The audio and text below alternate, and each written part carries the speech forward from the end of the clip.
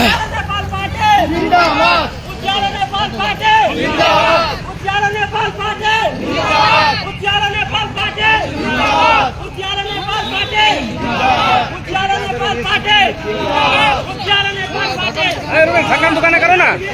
जिंदाबाद जिंदाबाद, उज्यालो नेपाल पार्टी जिंदाबाद, उज्यालो नेपाल पार्टी जिंदाबाद, गुलमान घिसिङ जिंदाबाद, उज्यालो नेपाल पार्टी जिंदाबाद, उज्यालो नेपाल पार्टी जिंदाबाद, गुलमान घिसिङ जिंदाबाद, उज्यालो नेपाल पार्टी जिंदाबाद, उज्यालो नेपाल पार्टी जिंदाबाद, गुलमान घिसिङ जिंदाबाद, उज्यालो नेपाल पार्टी जिंदाबाद, उज्यालो नेपाल पार्टी जिंदाबाद, गुलमान घिसिङ जिंदाबाद, उज्यालो नेपाल पार्टी जिंदाबाद, उज्यालो नेपाल पार्टी जिंदाबाद, उज्यालो नेपाल पार्टी जिंदाबाद, गुलमान घिसिङ जिंदाबाद, उज्यालो नेपाल पार्टी जिंदाबाद, उज्यालो नेपाल पार्टी जिंदाबाद, उज्यालो नेपाल पार्टी जिंदाबाद, उज्यालो नेपाल पार्टी जिंदाबाद, उज्यालो नेपाल पार्टी जिंदाबाद, उज्यालो नेपाल पार्टी जिंदाबाद, उज्यालो नेपाल पार्टी जिंदाबाद।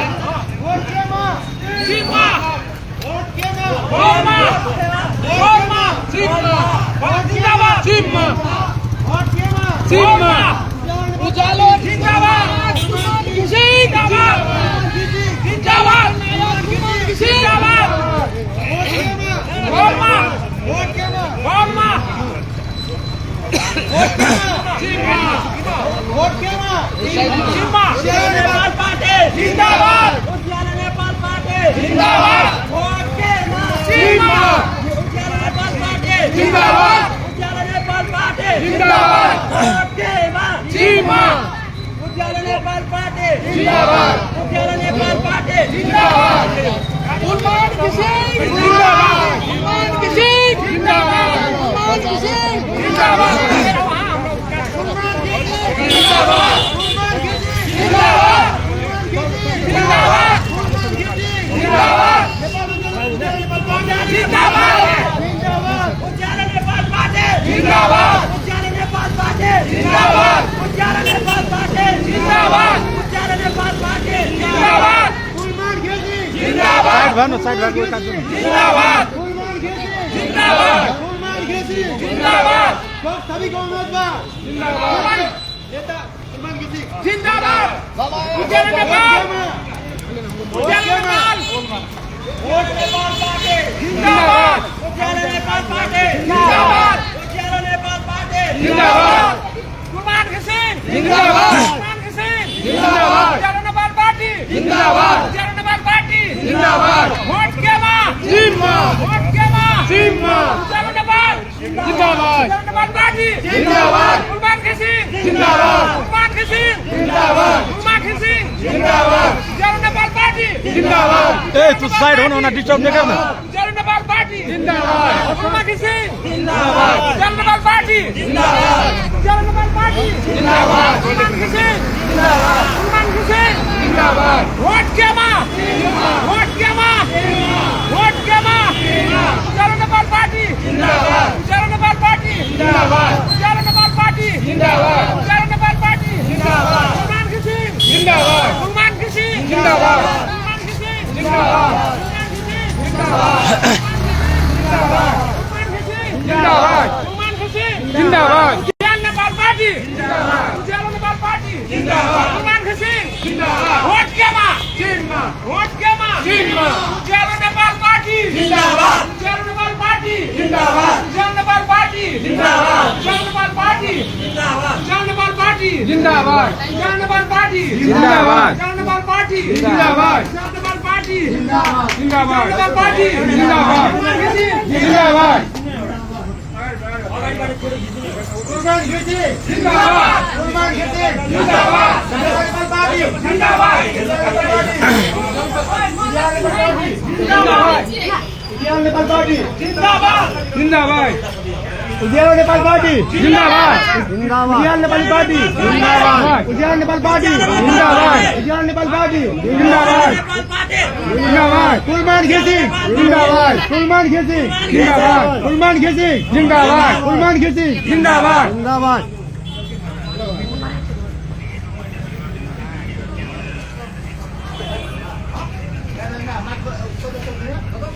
उज्यालो नेपाल पार्टी जिन्दाबाद, उज्यालो नेपाल पार्टी जिन्दाबाद, उज्यालो नेपाल पार्टी जिन्दाबाद।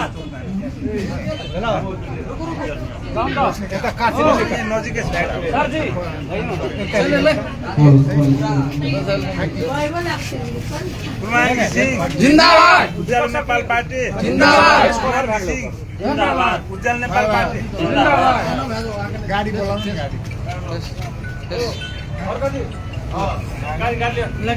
गाडी एकछिन माइक आइसक्यो सम्बोधन गर्छु ल लगाउनु माइक लगाउनु न कनी साइड लागु त सर यहाँ बोलो त्यहाँ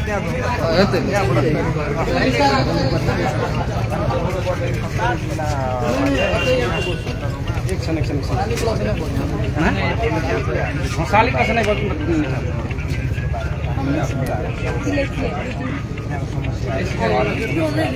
उज्यालो नेपाल पार्टी नेपालका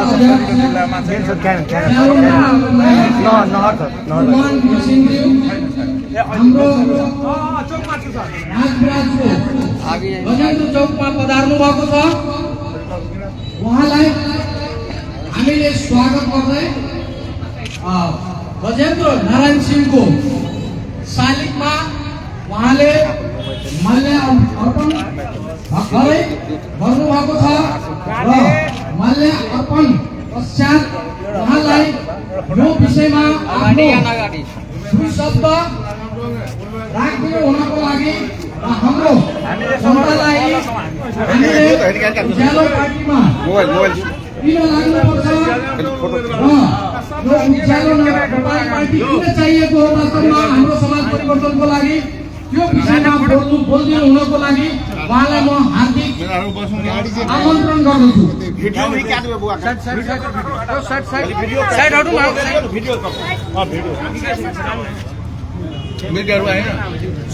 थोरै अगाडि तल मान्छे अलि यता हुन्छ अलि छोडिदिनु त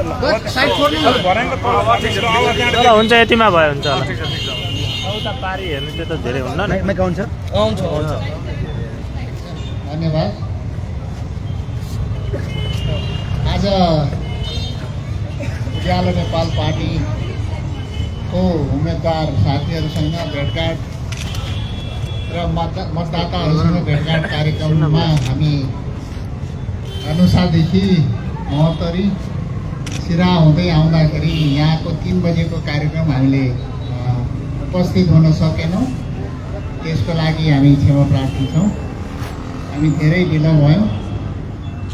आज यो सप्तरी जिल्लाको सदरमुकाम राजविराजमा हामी उपस्थित भएका छौँ र यो गजेन्द्र नारायण चोकमा गजेन्द्र नारायण सिंह चोकलाई समस्या हामी माल्यार्पण गरेर हामी यहाँ उभिएका छौँ र हामीले सप्तरी जिल्लाका सम्पूर्ण हाम्रो प्रत्यक्षका उम्मेदवार साथीहरूसँग आज भेटघाट गर्नेछौँ।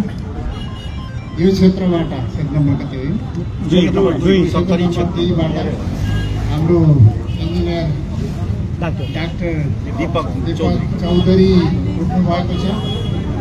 उहाँको लागि आम मतदाता सप्तरीवासी मतदाताहरूले अत्यधिक मतले विजयी गराउनु हुन हार्दिक अनुरोध गर्दछु। उहाँ एउटा विज्ञ र यो ऊर्जा क्षेत्रमा लामो समय काम गरेर विजेता हासिल गर्नुभएको व्यक्तित्व हुनुहुन्छ। उहाँलाई अत्याधिक मतले पठाउनु हुन आम मतदाताहरूलाई म हार्दिक अनुरोध गर्दछु। साथै सप्तरी जिल्लाबाट हाम्रा अन्य क्षेत्रका मतदाताहरू पनि उम्मेदवारहरू पनि हुनुहुन्छ। उहाँहरूलाई पनि यो चिम चिन्हमा मतदान गरेर अत्याधिक मतले जिताउनु हुन म हार्दिक अनुरोध गर्दछु। साथै हाम्रो समानुपातिक उम्मेदवारमा बाँसुरी चिन्हमा मतदान गरेर हाम्रा समानुपातिक उम्मेदवारहरूलाई अत्याधिक मत दिएर हाम्रो समानुपातिक उम्मेदवारहरूलाई जिताइदिनु हुन सप्तरीवासी दाजुभाइ दिदीबहिनी हरूमा हार्दिक अनुरोध गर्दछु। हामीले विद्युत प्राधिकरणमा हुँदाखेरि धेरै लामो समय यो क्षेत्रको विद्युत क्षेत्रमा धेरै नै सुधार गरेका छौँ। सिँचाइदेखि लिएर विद्युतीकरणको काममा र विपन्नलाई मिटर दिने काममा, निःशुल्क मिटर दिने काममा हामीले धेरै काम गरेका छौँ। यो क्षेत्र विद्युतमा एकदमै अव्यवस्थित क्षेत्र थियो। हामीले यसलाई व्यवस्थापन गरेर एकदमै धेरै लगानी गरेर यो क्षेत्रमा विद्युतको गुणस्तर र प्रभावकारिता हामीले बढाएका थियौँ। अझै पनि यहाँ यो क्षेत्रमा धेरै विद्युतमा भएका समस्याहरूलाई हामी समाधान गर्नेछौँ। र सिँचाइको क्षेत्रमा यो खेतमा सिँचाइ गर्नुपर्ने जुन हाम्रो अभियान छ, त्यो अभियानलाई हामीले निरन्तरता दिइरहेका छौँ। किसानले निःशुल्कमा विद्युत उपभोग गर्न पाउनुपर्छ, सिँचाइमा निःशुल्क विद्युत उपभोग गर्न पाउनुपर्छ भनेर हामीले धेरै सहुलियत दरमा विद्युत उपलब्ध गराएका छौँ र 20 युनिटसम्मको विद्युत हामीले निःशुल्क उपलब्ध गराएका पनि छौँ। र धेरै ठाउँमा सुकुम्बासी बस्तीहरूमा, विपन्न वर्गहरूमा हामीले निःशुल्क मिटर वितरण गरेर पनि यो क्षेत्रको विद्युतीकरणमा हामीले धेरै ठुलो योगदान गरेका छौँ।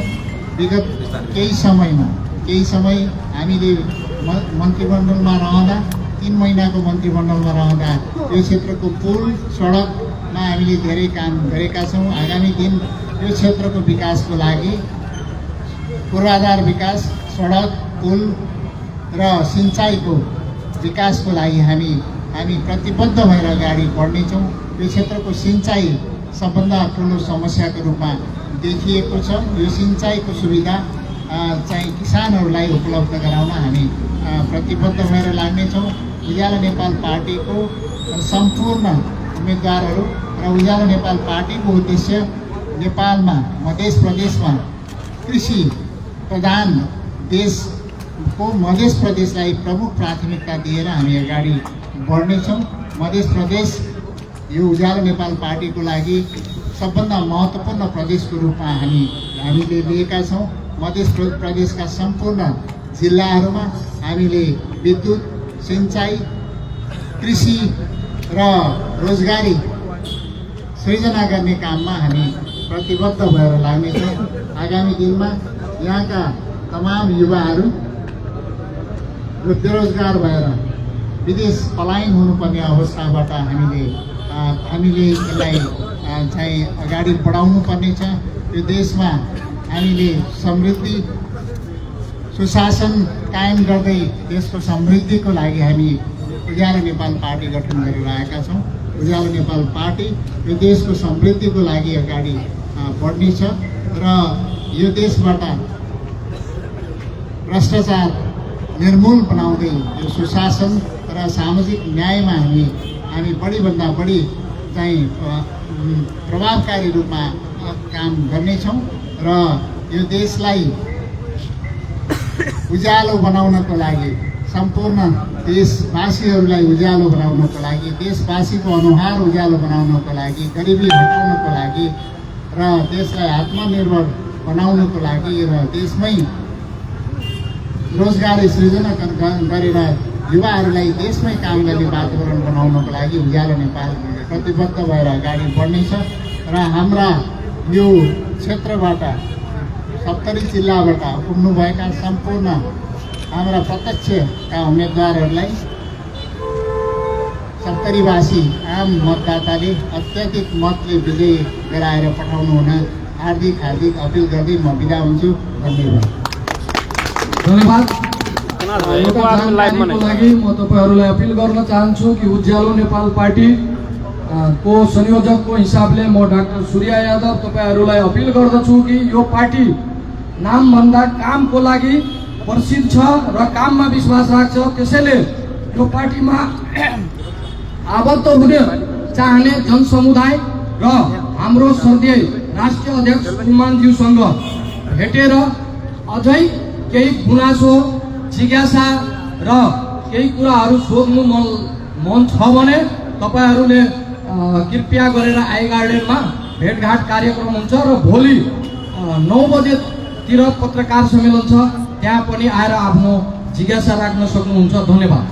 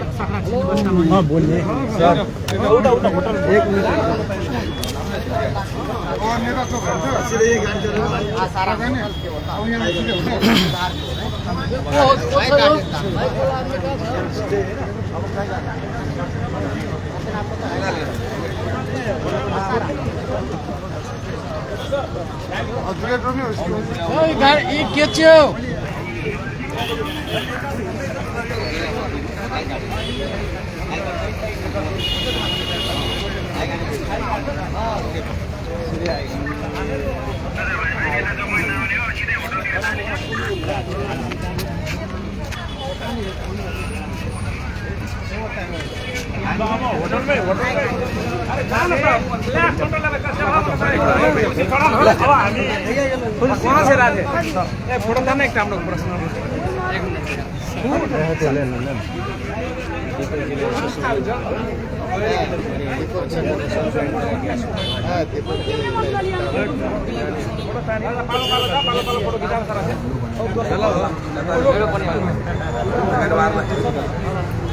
झगड़ा भागल हुआ है, झगड़ा भागल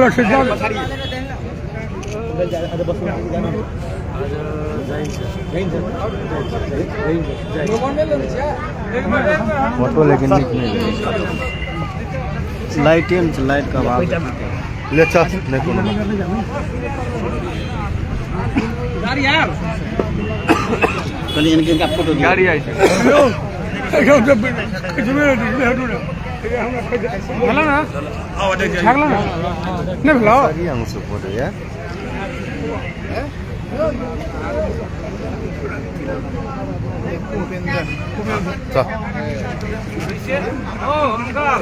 नहीं ले ली, चल आप छोड़ नहीं ले ली, देखने से लेते हैं।